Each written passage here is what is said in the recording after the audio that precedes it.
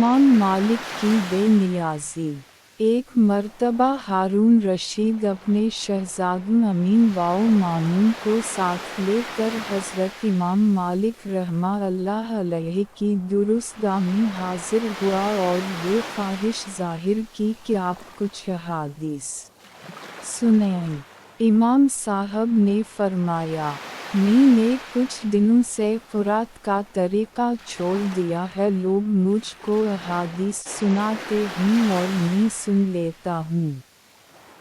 खलीफा ने कहा कि खैर मैं पढ़ता हूँ, आप सुन ही लीजिए, मगर शर्त ये है कि आम आदमियों को दुरुस्तगाह से बाहर निकाल दीजिए। इमाम मालिक रहमा अल्लाह अलैहि ने इरशाद फरमाया, ये गैर मुमकिन है मैं अवाम को दुरुस्तगाह से बाहर निकाल दूँ और सिर्फ ख़वास को अपने हल्का दर्स में शामिल रखूँ। ऐसा करने से ख़वास को भी कोई फ़ायदा नहीं होगा।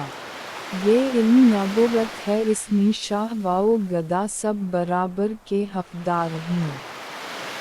ये फरमाया और अपने शागिर्द इब्न ईसा को फ़ौरन सबक शुरू कर देने का इरशाद फरमाया।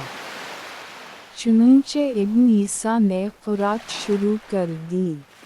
खलीफा हारून अर-रशीद और इसके दोनों शहज़ादे हैरत से इमाम मालिक का मुँह तकते रह गए। तज़किरा अल-हफ़ाज़ जीम से 191।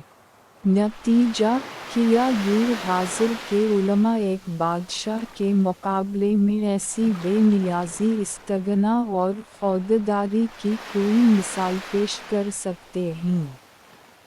हकीकत ये है कि इस्तगना और बेनियाज़ी उलमा हक़ के लिए बेहतरीन ढाल है जिस पर कोई तलवार असर नहीं कर सकती।